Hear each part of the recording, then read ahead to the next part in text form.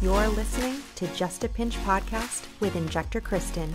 Join me and industry experts as we discuss the good, the bad, and the ugly of the aesthetics, wellness, and fitness industries.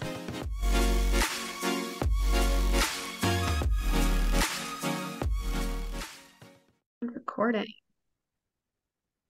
Okay, welcome back to Just a Pinch podcast. I am here today with Philip Pape from Wits and Weights. Welcome, Philip. Happy to have you on. Kristen, thanks so much for having me. I'm really excited for this. Awesome. So, Philip, tell me a little bit about your background.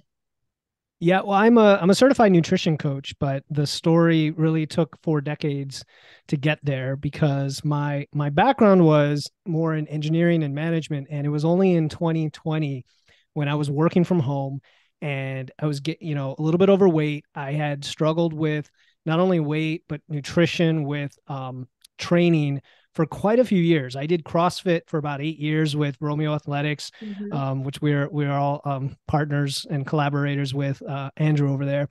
And CrossFit was a lot of fun. It helped me get in shape to an extent, but I didn't quite have the body composition goals I wanted. And I also didn't know anything about nutrition. I think paleo was big in the community then, zone, and things like that, right? I fasted. You could ask Andrew this, but I did fasted training for like 10 years and intermittent fasting, and I tried everything. And in 2020, when I finally had a little bit of more time to work on myself, the gyms decided to become unavailable to us. Yes. And only a few months before had I actually finally listened to my coach, Andrew, at the time, when he said, look, if you want to get some results, if you want to be healthier, stronger, and improve your body composition and physique, you've got to get stronger. And I'm like, you mean like the guys that over on the side of the gym who they don't have to do all the WODs that we're doing. They don't have to do all the cardio. They get to take all this rest time. You mean that? He's like, yeah. And I didn't believe him, but I followed his program for a while, started to get stronger. The gyms then shut down. So I had to hustle and figure out, do I, kind of give up and use this as an excuse, or do I figure out another way?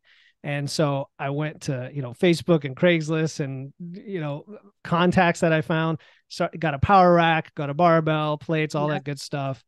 And I started to really focus on strength. I dove into the research. I dove into the books, Starting Strength, Bigger, Leaner, Stronger, Mike Matthews, following and listening to lots of podcasts, and, went through a crash course for months on strength and started to build muscle for the first time. Part of that process, I learned I had to fuel the performance, right? My whole life, like many people who are listening to this, it was about restricting. It was about moving as much as I could and trying to cut my calories as much as I could. That was the only way. It was like on, off, that's your diet. Now I started to eat whatever I wanted. So I started to eat whatever I wanted and went kind of the other direction, built a lot of muscle, but also added some fat. And I felt a little fluffy. This was going into late 2020. So then I started diving into nutrition, right? Evidence-based nutrition like Alan Aragon, and listening to guys like Lane Norton and Mike Israetel and Eric Helms and all these guys and women, and realized that what I had been missing was a flexible, sustainable approach, right? We all follow diets, keto, carnivore, the Liver King's diet, he just got outed. And the one thing these diets all have in common is that they're rigid. They're rigid because they tell you what's good and what's bad. They make you make a moral judgment about your food. Oh, yeah. And they don't give you choice. So we want the power. We want the power back, right? Everybody listening wants the power.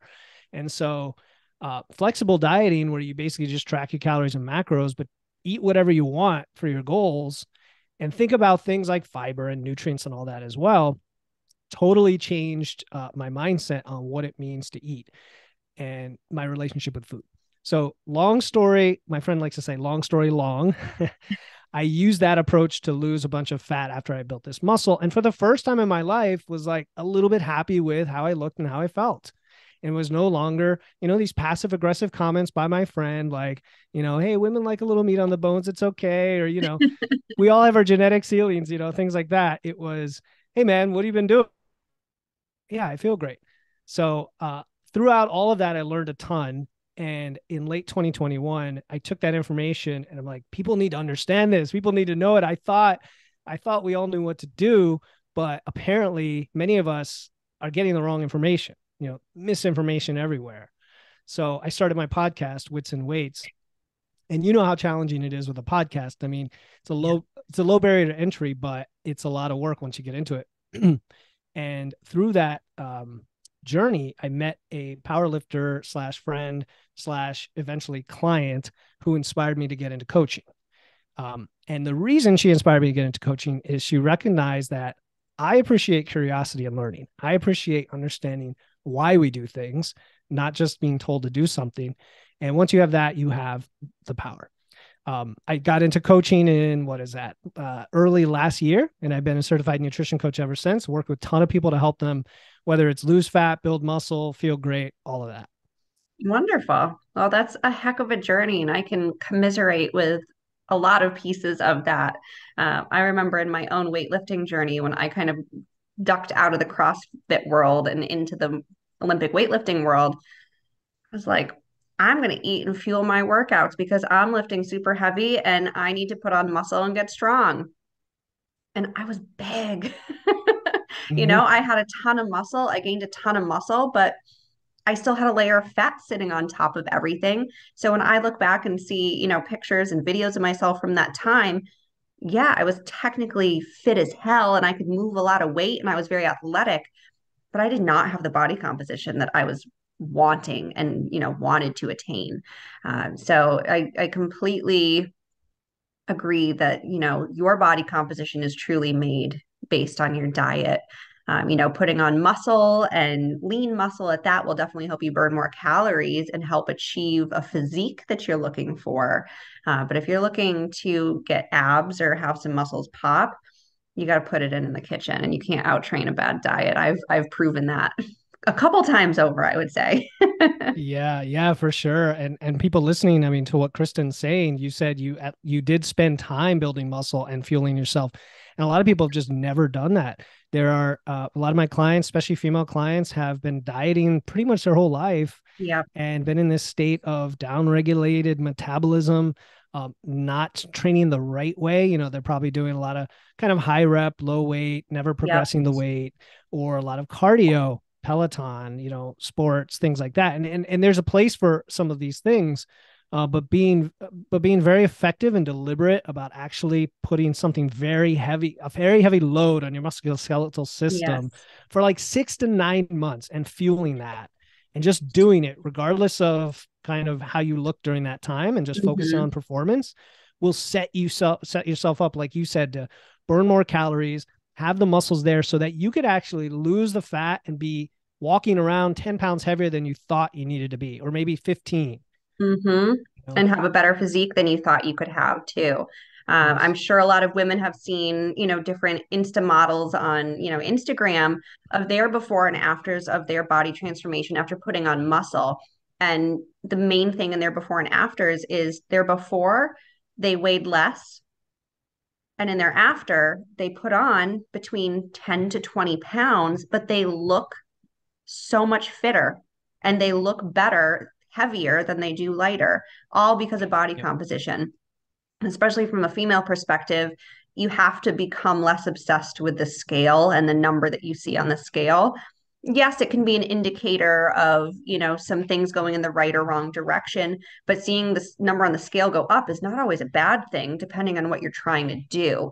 And muscle weighs more than fat. We've all been told that before, Mhm. but we have to be reminded of it. And that as your body composition's changing, you might see the scale go up, depending on where your body fat percentage is going into things as well and where your health is.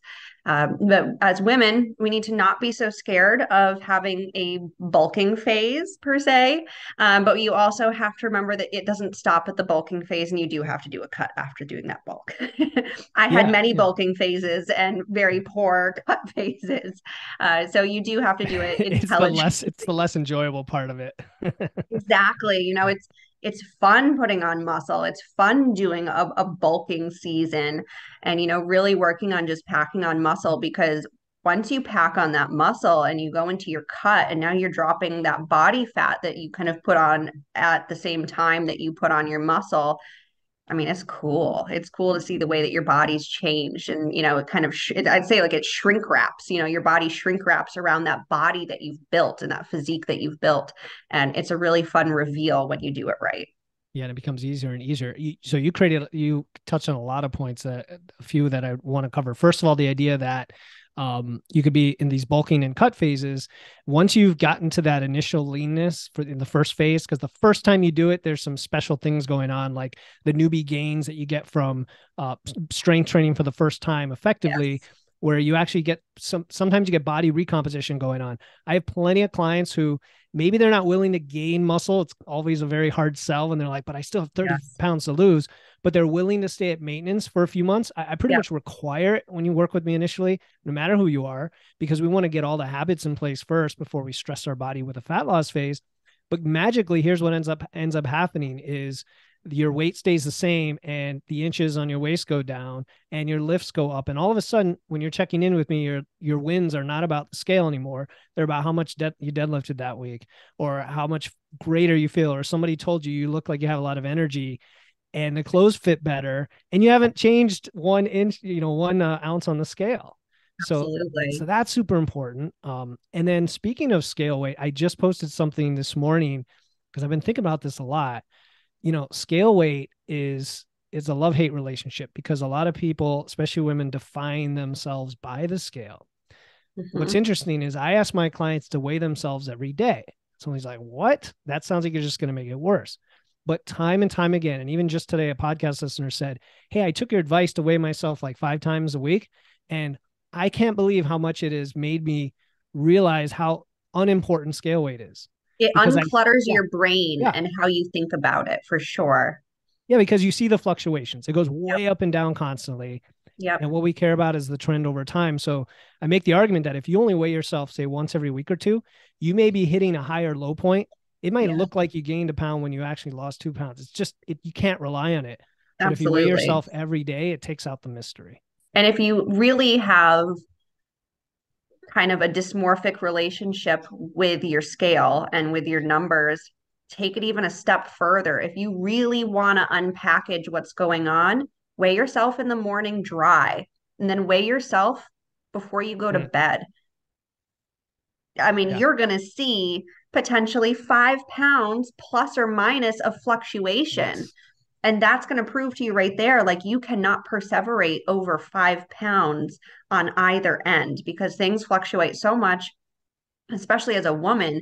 Like your water retention and just the way that your hormone cycles affect your weight and how you're carrying water and fluid. Mhm. Like, Yep. I mean, it's insane. It's insane. And I agree with you. I really like the weigh yourself more often so that way you become familiar and comfortable with your body fluctuations. And it's going to be a hell of a lot less of a mind fuck at the end of the day when you see that scale number and you're like, yep, and I know exactly why it's that way. And that's okay. You become less, people think that you're going to become obsessed with it because you're checking it all the time, but you're not. You're actually giving No. yourself a healthier relationship with it. And it's not something that you have to do indefinitely, it's something to do as a tool to give yourself a better relationship with your scale. Yeah, yeah, and we take it. I'm a huge fan of data, so I use many different data points. But even Yes. with scale weight, I tell my clients, let's focus on the trend and not the individual data points. Like measure them, but then ignore Mm-hmm. them. They don't mean anything. And you'll find that after about 3 weeks, we kind of know which way we're trending. You can't see a weight plateau in just a week. You just can't. All right. Correct. It takes a few Yeah. weeks. And then also, how do you feel? How's your hunger? How's your stress? How's your energy? How's your recovery? What do your body circumference measurements look like? How do you look in the mirror? And how are your lifts? Like we have Yeah. to take all those things into account to see the whole body perspective. Exactly. Your poundage on the scale is truly one of the least, if not the least most important part of the puzzle here.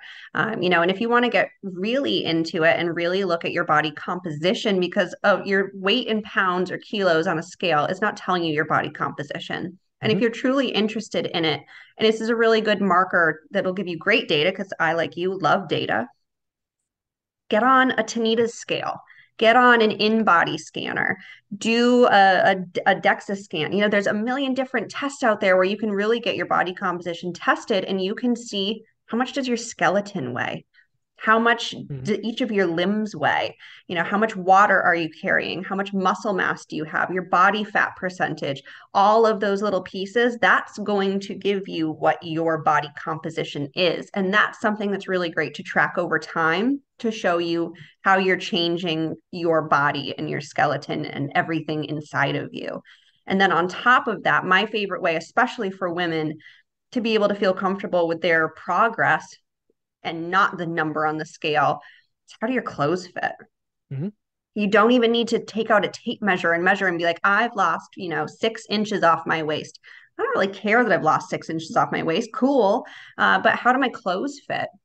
Keep an outfit, that one outfit that like you just feel like a popover popping out of the pan and, something that like you want to wear, but you're just not When you have to lay comfortable down in. on the bed to put on, right? Right? Like, Yeah. so pick an outfit as your standard and use that to track your progress.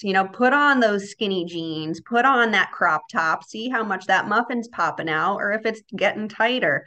So there's a lot of different subjective ways to track your progress, especially if you have a particularly hard time with the scale. Some people have a level of body dysmorphia that maybe checking Sure. the numbers on the scale the way that we just suggested maybe isn't the healthiest thing for you if you do become obsessive.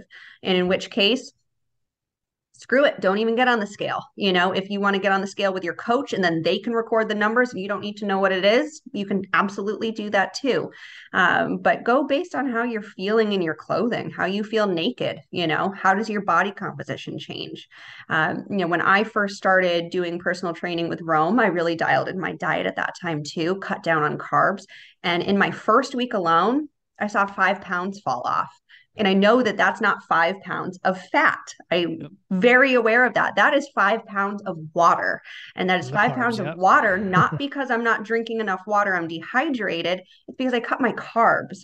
And what's the word? Carbohydrate. When you eat a lot of carbs, you are also retaining a lot of fluid too. So you cut down carbs and you're going to see a big drop because you're not going to be retaining as much.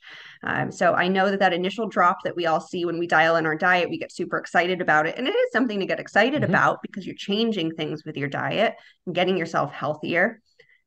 But that's not 5 pounds of fat. And if I had looked at my body between day 1 and day 7 when I lost that 5 pounds, there's not a big difference. It's all just inside. I maybe felt a little less Yeah. puffy, but that was it.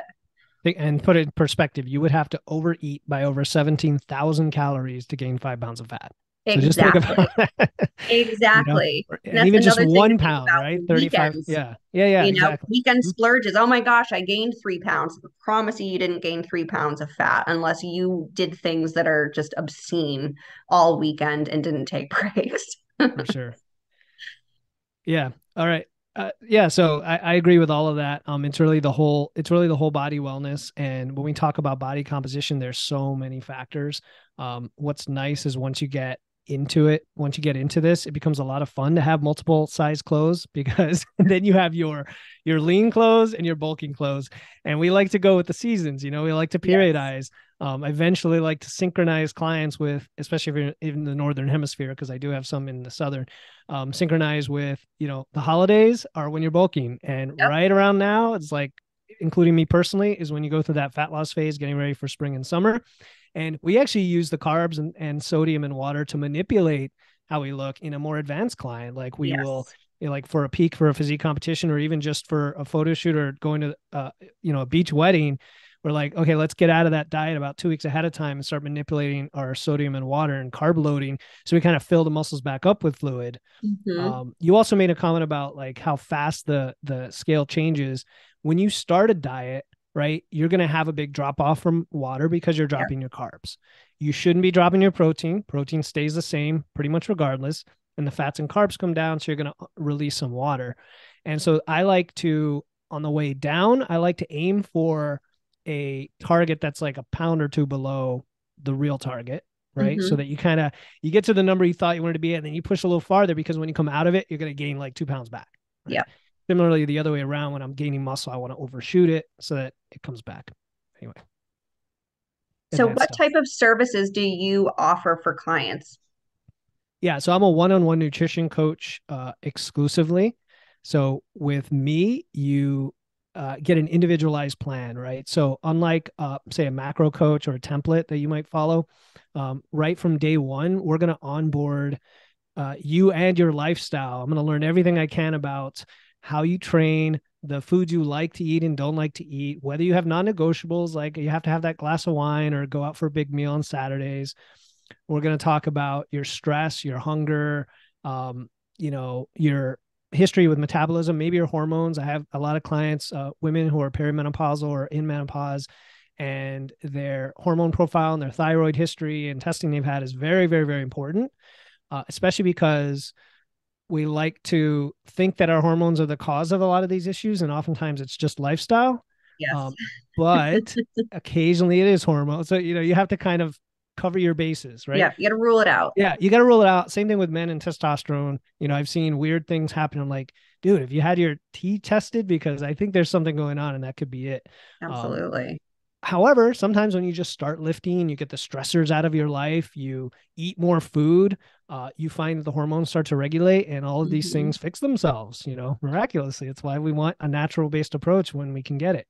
Well, it's funny you mentioned that because that quite literally is number one when it comes to hormone regulation. And, Yes. If we're looking at somebody's hormone profile, their sex hormones, their cortisol, their thyroid, everything before, like, there's no point, in my professional opinion, in putting somebody on hormone replacement therapy for somebody that's truly sedentary and is doing nothing to augment their lifestyle choices. Like, this is like a full plan. It's, yes, of course, if you have bottomed out testosterone, you can be replaced to a good physiologic level and just kind of feel better. But for people that are truly trying to optimize their life, and if they're seeking you out for nutrition coaching and lifestyle coaching, and they're, wanting to do all these things, they need to be working out because that's going to regulate a ton. And then also, like, number one, number two, they are neck to neck for me, is sleep. Yes. If your sleep is trash, your hormones are trash. And if you're not sleeping, you're not recovering, you're missing out on growth hormone pulses that are happening when you're in your deep sleep cycle. You're missing out on a ton, and you're not going to lose weight as well. If anything, you're gonna be screwing up your metabolism. Your cortisol is gonna be all just a trash pile. So sleep, movement and exercise, and just general movement of your body, you have to do those two things first if you think that anything's going to get better for you based on your hormones. 100%. And we can touch on a few of those. Sleep is huge, right? And you mentioned cortisol, which is a tremendous aspect of that. And the impact that it has on cortisol also cascades to leptin and ghrelin in your appetite, so that people who get less sleep just eat more. And if you're using a flexible diet where you're tracking everything, you can force yourself to stay with the calories, but you're just going to be hungry and hungrier doing it, especially in fat loss phase. So we've got to have that extra sleep. I just told a client yesterday who's now got a more extreme aesthetics goal. I'm like, we've got to get you to 9 hours of sleep. I know in the past when we started, it was, try to get 8 and stop using screens before bed. No. Now we got to get like Tom Brady level of sleep, because that right there is your expenditure is going to go up. You'll see it happen. Your metabolism is going to go up, the amount of calories you burn. The other thing is sleep preferentially burns body fat from around your body. But when you don't get enough sleep, visceral fat storage increases. It's like a protection mechanism, especially for women, especially older women, because of the effects of estrogen and fat storage in the abdomen. And that is dangerous fat. That's like the visceral fat. So absolutely. Sleep, and self-care, for people listening, there's more than two types. We're going to talk about like the two main types of body fat here. So there's subcutaneous fat and there's visceral fat. Subcutaneous fat is what is layered on top of our muscles, between our muscles and our skin. And that's what we can pinch. So the pinchable body fat, if you can kind of grab some fat, that's subcutaneous. And the visceral fat is, if you've seen, and I'm sure you all have, this is America, somebody that is just protuberant. So their belly is almost kind of firm and just larger, but you really can't pinch a whole heck of a lot. Now, mind you, there could be a variety of issues going on, like with their liver in some of those cases, but a lot of that is what I call non-pinchable visceral body fat. And that's the fat that's going to be tucked in all around your organs. And that stuff is no bueno. I love it, Kristen. It's like a tag team here. You're explaining these things for the audience. I love it because I get on my show sometimes to go off on these nerdy tangents. But I do like the words you're using today, perseverate and protuberance. I love it. Yeah. But we're talking what's the big message here? The big message is there are probably 3 or 4 big things that you may not be doing right now if you're listening, that if you can just develop those foundational habits, maybe working with a coach, maybe listening to great podcasts like this, maybe you're just a get up and self-motivated person, you're going to go do it. That once you put them in place, you're going to start to see a lot of these issues potentially get mitigated. Right. And so do that first and then start looking at the other things like the blood work and the hormones and so on. Exactly. And don't overwhelm yourself either, because this whole realm of wellness and fitness and nutrition and just body optimization, as I like to call it, can be really overwhelming because there are so many different facets that you need to touch on. And for somebody that's going from the couch to suddenly deciding, like, they went to their doctor's office and they got some blood work back that's now scaring the shit out of them. And they're like, I got to do something, so we're going from nothing sedentary to all of a sudden wanting to do a whole overhaul. I wouldn't actually recommend doing a whole overhaul right off the bat. You're setting yourself up for failure, and also just shocking your system in a way that if you develop an issue in one area, you're not going to know where that issue is coming from. Start easy. Start just tracking your food, write down what you're eating. Don't even care too much about what it is that you're eating yet. Just get comfortable tracking it and paying attention to your portions and what you're doing. So become thoughtful about your choices. Go for a walk every day. You don't need to go run out and get a gym membership and a personal trainer. I mean, by all means, go ahead if that's what is important to you right now, but just go for a walk every day. Have dinner and go for a walk, or go for a walk, before you have your meal, something to get your metabolism revved up. And just take baby steps. You can make a list of all these different metrics that you eventually want to hit, but take them in small, digestible chunks that are going to set you up for success and not for failure by overwhelming yourself. You try to do too much at once. There's very few people that can do that. Not to say that you can't, but I'd say for the majority of the population, if you're going from 0 to 100, it's going to knock you back down on your butt pretty quick. Yeah, that's a great point. And you know what a lot of people do? A lot of people jump into dieting regardless. Like most people, I bet most people listening here can say in the affirmative that yes, most of the year, every time I get a little bit heavier, feel like I'm out of shape, I try to diet in some way. Yeah. Right. Yeah. Jump on keto, jump on Atkins, do something. And that's one of the most stressful things you can do. And so I would take one of these other practices that build you up, that enhance your health, that that don't stress you out, and work there. So whether it is getting 2,000 more steps a day than you do this week, whether it's, looking into how you're going to maybe strength train if you haven't done before and you're interested in that, getting that extra half hour sleep, you've got to figure it out. And then if I'm not a huge fan of journaling personally, but some way of tracking or documenting, if journaling is for you, that it's awesome. And correlating that with what you're doing. Yes. So if you're tracking your food, for example, when are you hungry? When do you go to the craving? When do you have that trigger? Because as soon as you can document that, you can then diagnose it. You can come up with a workaround. You can solve that problem.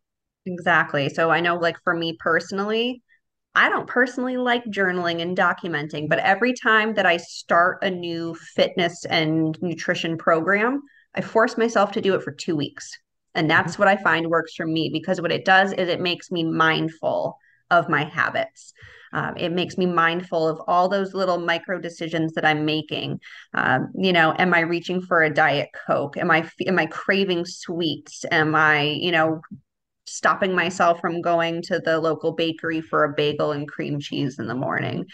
It just makes you mindful of it, and it makes you mindful of your portion sizes as well. And then for me personally, it just takes 2 weeks, and then I'm dialed in and I say, okay, I know what I need to be eating. I know my portion sizes. I'm familiar with it, and I can go from there. Other people do need a lot more accountability and do like to write everything down or track it in the MyFitnessPal app. There's a variety of different things out there, but I find that just becoming mindful of your habits is going to make you make changes, whether you want to or not. You can disgust yourself with some of the things that you learn about your habits that you had never brought to the front of your brain before.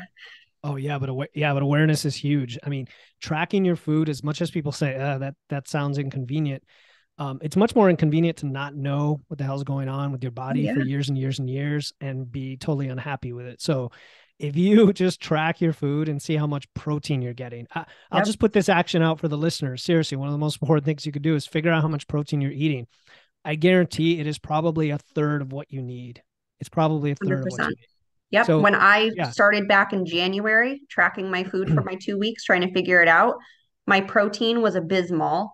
My carbs were ridiculous. My sugar was through the roof. And I'm like, I wonder why I was struggling to lose weight all last year. And you just assume that you know what your caloric content is every day that you're taking in. So it's just good to know, like, what am I taking in every day, and actually have that data. We love data in front of you to then move forward with. And then you just have a much better idea of, what you're taking in each day. Yeah, it's true. And every these are tools. These are just tools that give us data that we can then act on.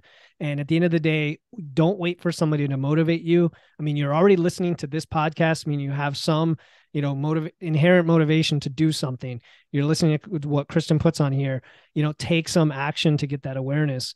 I have a client who, she was struggling with hunger and cravings, and we tried all sorts of strategies and they weren't working for her until finally we had this like hunger scale where it's like a 1 through 10, and you determine whether it's physical or physiological hunger in the moment.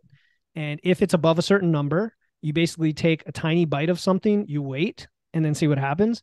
And she's like, oh, this is a game changer. It was just a silly little tool, right? That nothing else had worked for her until she found it. So you have to be curious. You have to experiment. You have to go out there and try things, but you need good information too, right? Right, Kristen, Absolutely. Which is why we do these podcasts. Oh, I've done some weird things in my past. I went out and bought, and like, this is just the science brain in me here. I went out and bought myself a glucometer and test strips. And I decided, this was over quarantine. This was like 2020. So there's nothing better to do than sit at the kitchen table and take your blood sugar and test carbs. So every day I would test a new carb, and I wanted to find out which carbs spiked my glucose the most and the least. So then I could dial in and make better carb choices for myself. White rice, brown rice, sweet potato. You have a certain weight amount of each carb. You do a preprandial blood glucose. So before you eat, you take it, you write it down, you eat your carb load that's pre-measured and weighed. And then 15 minutes later, you take another one and you see where you're at. And let me tell you, like, super fun. Necessary? Absolutely not. But super fun to do. And there's some fitness and wellness programs out there now that are actually taking it even a step further than my crazy idea. And they're doing continuous blood glucose monitors. So you get your little monitor, sticks to the back of your arm, you change it out about every week or two, and you have an app on your phone, and you have a 24/7 access to your blood sugar. So you can see how all sorts of different things, food, exercise, everything, you look at your entire map of your blood glucose. Again, necessary? Absolutely not. Yeah, it can always get dangerous when you have that much information. If you love to obsess over data and you're super interested in it, hell yeah. That would be something that I'd recommend for somebody that was more on like the metabolic syndrome, pre-diabetes, early type 2 diabetes. And it's super important for you, like for your health and your wellness and longevity, to really get your blood sugars under control. So that is something that I would recommend for that. The average person, like, unless you're just a data whore and love to find these things, unnecessary, but super fun. Oh, and a quick hack. So speaking of natural remedies, like we were talking about before, a quick hack for blood sugar control. Can you guess what the most effective thing is for regulating blood sugar? And it's more effective than type 2 diabetes medication. Any guess, Kristen, what it might be? Exercise? Pretty much walking. It's walking after a meal.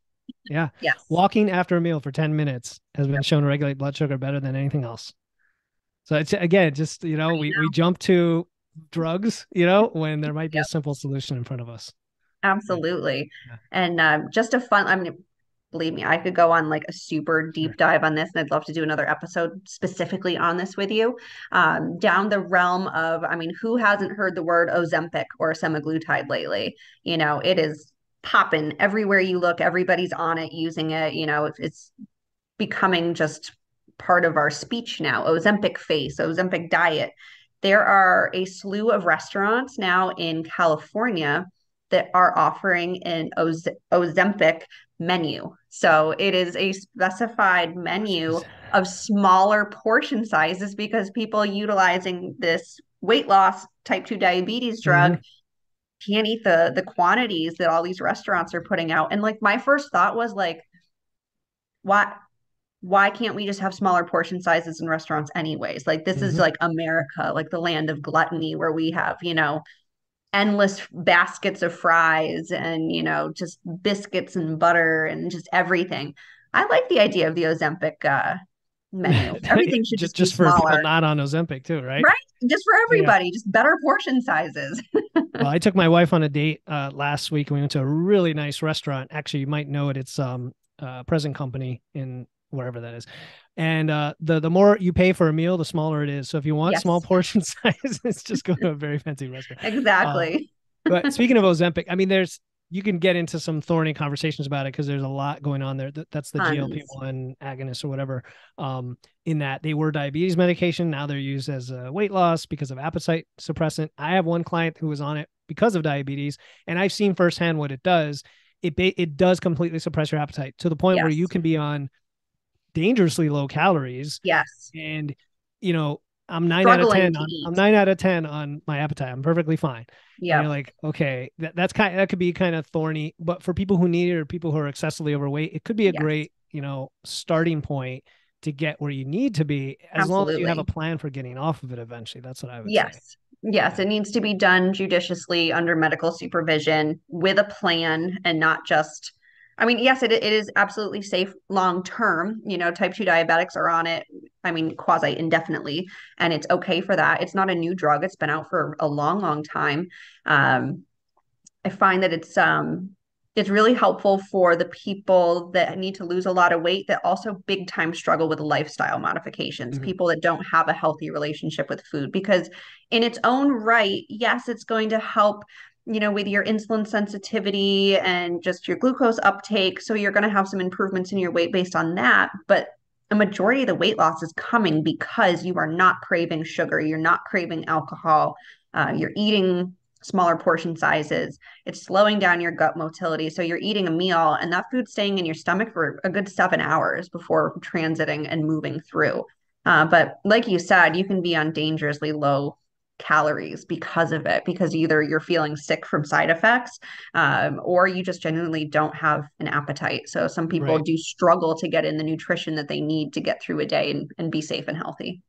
Yeah. And honestly, I'll leave it to the medical professionals working with you, because I don't, I wouldn't dive into that myself. It's outside my scope of practice, but it does seem like a better solution than physical surgery or gastric bypass or something like that, I would think, just because it's not a permanent thing. It's just, pharmacological. Absolutely. I agree with that. Yeah. Bariatric surgery, it's great when it's indicated and needed, but I mean, I truly do think that with some of these drugs, you'll see a decrease in these surgeries, because surgery doesn't come without risk either. And some surgeries are reversible, but a lot of them aren't and can cause a lot of other further issues. Yeah. So good to have a full toolbox, I like to say. Yeah. Yeah. And if you're not in that like dangerous state for your health where you have to take action right now, going back to our original discussion about principles, look at the natural approach first. Yes. And natural meaning just making choices that you have full control over right now. Yes. And it needs to be sustainable. And it has to be sustainable, right? Nothing drastic, for sure. Excellent. Well, thank you so much for joining me today. I think this was a great conversation, and hopefully all the listeners gained a lot from it. And if you have any questions, you can, of course, reach out, and you can find Philip. His website is witsandweights.com, and you are on all of the socials as well. So you can find him on that name, Wits and Weights, everywhere. That's right. Yeah. And the podcast too, Wits and Weights. So check it out. Yes. Thank you, Kristen. Thank you. Just a Pinch podcast was written, recorded, edited, and produced by Kristen Gem.